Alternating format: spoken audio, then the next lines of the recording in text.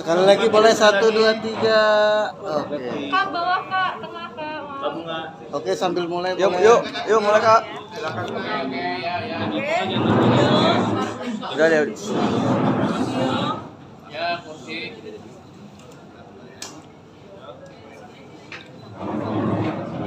Baik, assalamualaikum warahmatullahi wabarakatuh. Salam sejahtera untuk kita semua. Kami ucapkan terima kasih kepada seluruh teman-teman media, baik media cetak maupun media televisi yang telah hadir pada siang hari ini. Ya, dalam rencananya Ibu Bunga akan menyampaikan konferensi pers ya terkait laporan yang sudah disampaikan Bu Bunga di Polda Metro Jaya pada tanggal 22 Agustus 2024. Ya, bersama dengan Bu Bunga pada hari ini ada Ibu Ratna Ya. Hai semuanya, yuk. Kita lanjut. Dan saya Muhammad Zaki Rabbani selaku kuasa hukum Ya. dari Ibu Bunga Zainal. Kepada Ibu Bunga untuk menjelaskan kronologi dugaan tindak pidana penipuan, kami persilakan. Oke, terima kasih teman-teman media online maupun TV yang sudah seperti datang. Terima kasih banyak. Mungkin saya yang akan Kok bunga agak kenceng ya? mungkin hari ini saya akan bacakan kronologisnya buat teman-teman. Saya Bunga Zainal menjadi korban dugaan tindakan pidana penipuan yang diduga dilakukan oleh teman dekat saya yang bahkan saya sudah anggap seperti saudara saya sendiri. Dugaan penipuan ini telah saya laporkan ke Polda Metro Jaya pada tanggal 22 Agustus 2024 dengan terlapor berinisial CD dan suaminya dengan inisial SFS. Para terlapor ini bertempat tinggal di Bali, Denpasar dan mempunyai usaha di bidang catering serta properti. Kronologis dugaan tindak pidana penipuan yang dialami saya yakni sebagai berikut. Perkenalan saya dengan para terlapor dimulai sekitar tahun 2020 bertempat di Bali.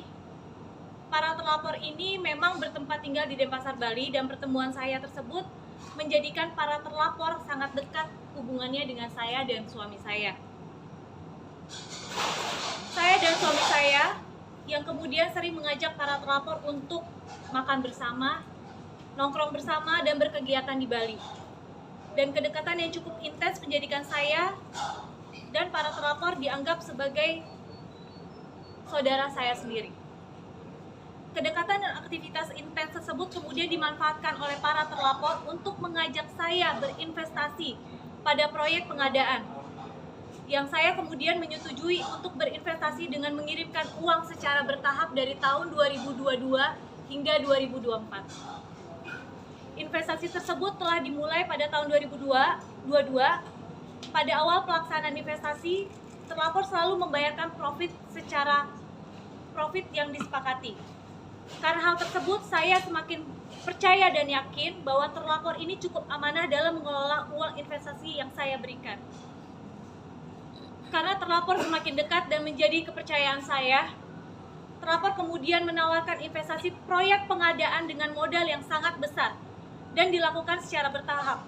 Agar semakin meyakinkan saya, terlapor kemudian mempresentasikan kepada saya terkait keuntungan investasi tersebut dan memberikan purchase order pengadaan barang. Saya semakin yakin, terlebih lagi purchase order tersebut adalah purchase order Copernic yang merupakan salah satu yayasan terbesar di Bali. Saya kemudian setuju atas tawaran terlapor sehingga saya mengirimkan uang investasi kepada terlapor dengan jumlah keseluruhan mencapai 6,2 miliar secara bertahap.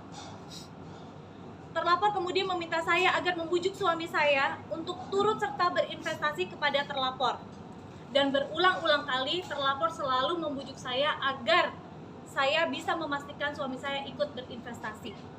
Dan pada akhirnya suami saya ikut menginvestasikan uangnya kepada terlapor secara bertahap juga. Dan total uang yang diinvestasikan suami saya kepada terlapor kurang lebih sekitar 6,5 miliar rupiah. Kecurigaan kemudian muncul pada bulan Mei 2024, di mana pembayaran profit oleh para terlapor tidak sesuai kesepakatan. Terlapor seringkali menunda pembayaran profit dengan segala dalih dan alasan yang disampaikan pada terlapor, seperti alasan rekening yang terlapor diberikan seperti alasan rekening yang dibekukan oleh pihak Bank BCA. Selain itu, alasan lain adalah terlapor menyatakan belum ada pembayaran dari pihak Copernic. Hingga pada Juli 2024, profit tidak dibayarkan terlapor sepenuhnya kepada saya. Bersamaan dengan itu, dikejutkan dengan adanya korban-korban lainnya yang memiliki nasib serupa dengan saya. Yaitu korban-korban lain tersebut mengirimkan uang investasi kepada para terlapor, namun uang yang diinvestasikan tersebut tidak dibayarkan profitnya. Bahkan beberapa korban lainnya menyatakan bahwa terlapor diduga menggunakan kedekatan saya dan juga nama baik saya untuk memberikan uang investasi kepada terlapor. Sehingga beberapa korban lainnya menuntut kerugian kepada saya. Yang sejatinya saya juga adalah korban dari terlapor. Saya kemudian mencari tahu kebenaran proyek investasi yang ditawarkan kepada saya.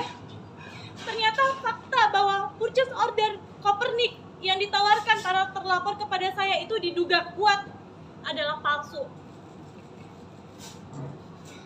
Betapa terkejutnya saya dikarenakan para terlapor sudah saya anggap seperti saudara saya sendiri, bahkan sangat dekat dengan anak-anak saya.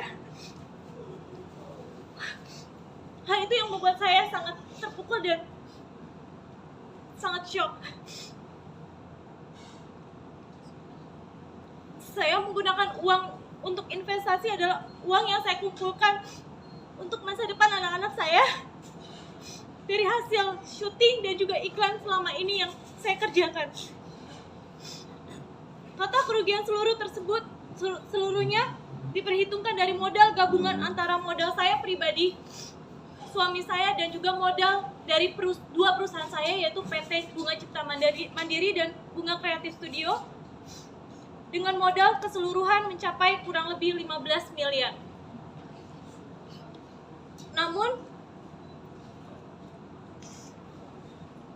para terlapor tidak mengedepankan penyelesaian baik dengan mengundang terlapor. Saya sempat mengundang terlapor pada tanggal 8 Agustus 2024. Dalam pertemuan tersebut, para terlapor menjanjikan penyelesaian dengan mengalihkan aset-aset yang dimiliki terlapor pada saya. Namun janji-janji tersebut tidak ditepati.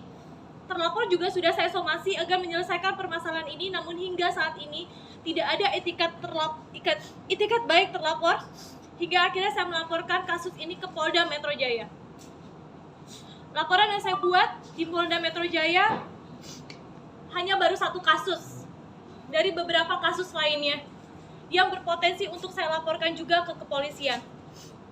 Salah satunya adalah terlapor menyalahgunakan jabatan selaku Direktur Utama di PT Rasa Sedap Nusantara dengan merek dagang bunga box catering untuk melakukan kerjasama investasi dengan pihak ketiga, namun dana tersebut tidak ditransfer ke rekening PT Rasa Sedap Nusantara, melainkan ditransfer ke rekening CV3 Srikandi yang diduga rekening tersebut adalah milik teman terlapor di Bali, serta kasus-kasus lainnya yang mungkin akan saya laporkan ke pihak kepolisian.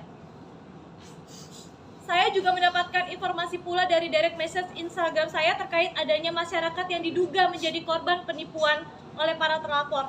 Oleh karena itu, melalui proses preskon ini, saya berharap masyarakat yang pernah menjadi korban untuk tidak ragu-ragu untuk melaporkan persoalan ini ke polisi.